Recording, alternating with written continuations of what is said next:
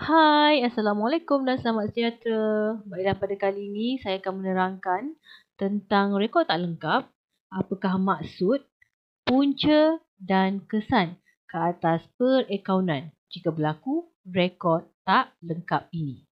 Okey, contoh untuk rekod tak lengkap ni kita kena fahamkan dulu apakah maksud utama, apakah punca utama berlakunya rekod tak lengkap ni. Okey, rekod tak lengkap ni contohnya macam jika sebuah kedai dia melaksanakan bisnes, dia membuat urusan jual beli, kemudian dia tak catat, dia tak simpan segala proses jual beli dia tu dengan lengkap. Okay, iaitu dia tak gunakan sistem catatan bergu. Kalau kita gunakan sistem catatan bergu, apabila kita membeli, apabila kita menjual, kita akan letak satu debit dan satu kredit.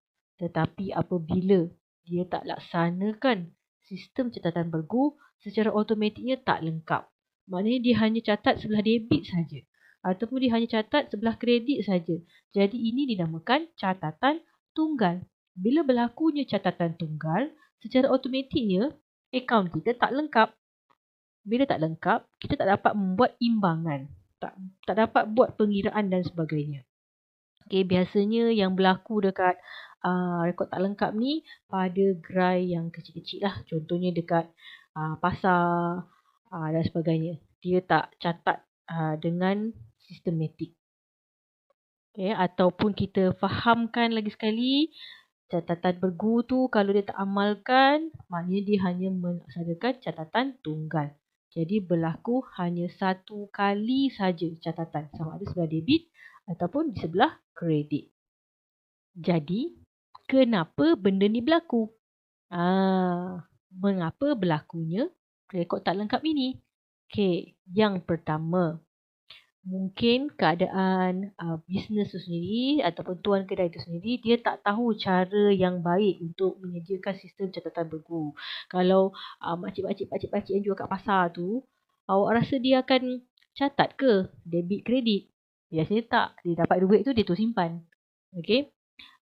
Kemudian mungkin juga berlaku banjir, bencana alam menyebabkan kedai dia rosak, kecurian dan sebagainya. Jadi rekod-rekod dia rosak. Rekod-rekod dia yang dah susun cantik tu hilang dan sebagainya, musnah. Jadi tak dapat dicari kembali.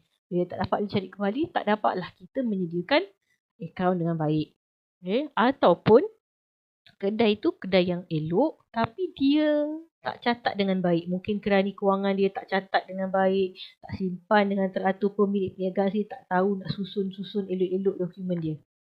Jadi apabila berlakunya rekod tak lengkap ni, adalah wujudnya kelemahan, iaitu perniagaan sudah pastinya tidak dapat menyediakan imbangan duga sebab dia tak laksanakan debit kredit. Tak ada debit kredit, bergu tak ada. Tak dapat sediakan imbangan.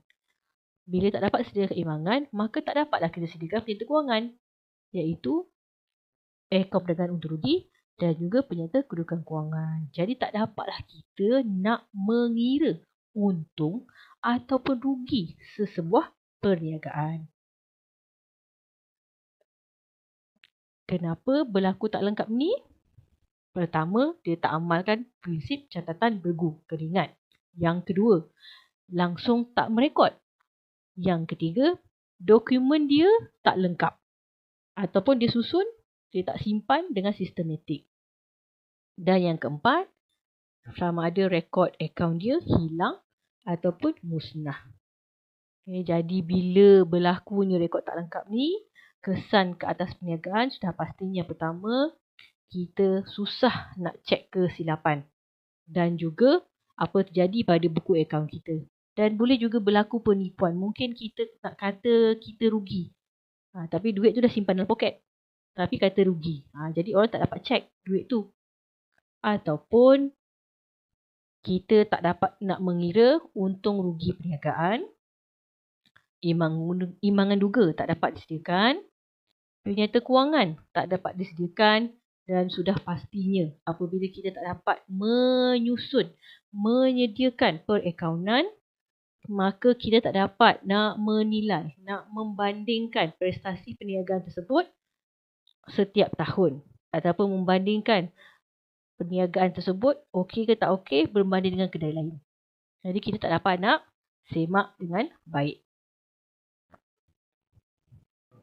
Jadi macam mana kita nak sediakan akaun kita jika kita tak ada rekod yang lengkap? Kita ada 2 kaedah. Pertama, kaedah perbandingan. Satu lagi, kaedah analisis. Jadi ini saya akan terangkan pada video seterusnya.